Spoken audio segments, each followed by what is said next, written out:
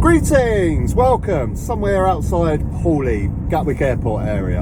Come and join me as we drive back to Brighton. Now today I want to talk about Britain on the world stage. You know, I really think we need to start thinking about where Britain is on the world stage. Now I'm talking about this in regards to our latest bombing campaign in Yemen and how we somehow feel that we're important and we have to get involved in these military actions when there's problems on the world stage of shipping in the Red Sea. Don't worry, Britain will get involved. Why?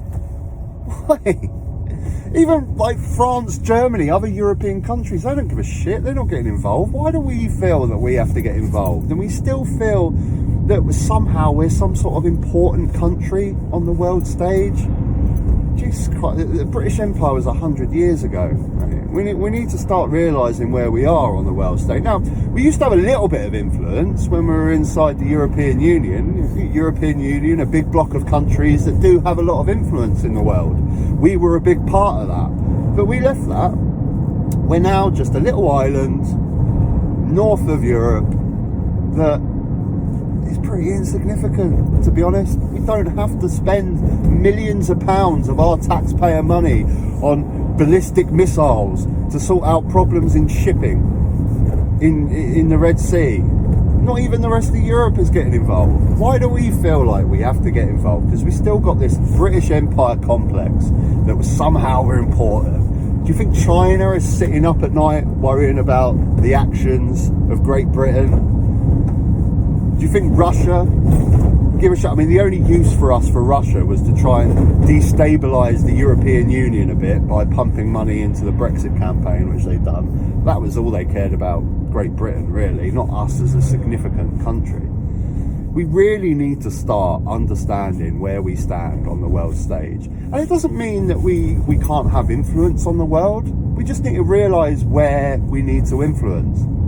Not foreign military conflicts, not bombing Middle Eastern countries, not trying to get involved in geopolitics like we're actually a big influence. But where we can influence is our culture. And when I think of Britain, I think of music, the Beatles, Oasis, Rolling Stones, Led Zeppelin. I think of comedy, I think of art, I think of culture, I think of film and TV. You know, for a small European country, we have a lot of influence in these areas. This is where we need to focus. This needs to be our export to the world. Stop spending £6 million on a ballistic missile to send to Yemen, and maybe spend that £6 million on encouraging the arts in schools, music lessons, acting lessons, comedy, whatever. That's what we need to be pushing in this country. We need to realise where our influence is and push British culture. You're going to laugh, but I think we need to see Greggs across the world. Like McDonald's, yeah? Every country has their own thing. America, KFC, McDonald's. The Philippines has its own one, Jollibee chicken. You know, Greggs. British cuisine across the world. Now, you may laugh, but people love Greggs across the world. How many videos are there out there on YouTube where people come over to London, they react and try Greggs, everything on the menu? Come on, let's get it. Let's push it out. Now, as I was saying earlier, you know, a lot of people that voted for Brexit wanted this sort of isolation in a way. They didn't want to be a part of a big trading bloc of countries. They wanted to keep sovereignty local and small. And, you know, I don't agree with Brexit.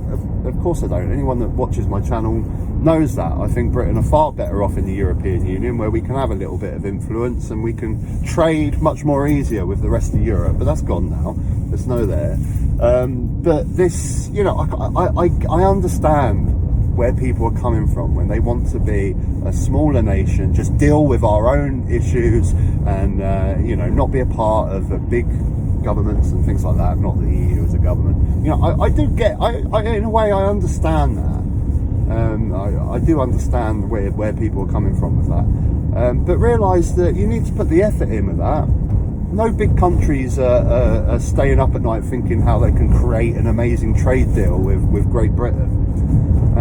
So let's be more self-sufficient. Stop going to McDonald's. Stop going to Starbucks. Support your local cafe. Support your local burger place for takeaways. Your little takeaway. My area, I've got a great little local Chinese takeaway, Indian takeaway, burger takeaway, chicken takeaway. I don't need to go KFC and all that stuff. Support your local business. Yeah? Support your British fishing industry. Okay, that's got decimated after Brexit because, as we know now, as the fishermen are finding out, they rely quite heavily on trading with Europe because they actually eat our fish. We don't eat our fish here in Great Britain. Do you know what the biggest selling fish item is in this country? Fish fingers. Number one. Made from cod from Norway. Start eating British fish. We have it down here on the coast. We have fishermen. Every Monday at 10 a.m. they come out and they sell their fish. Start eating British fish. If you want this style, if you voted for Brexit and you wanted this more independent, self-sufficient country, start supporting it. Start growing your own vegetables.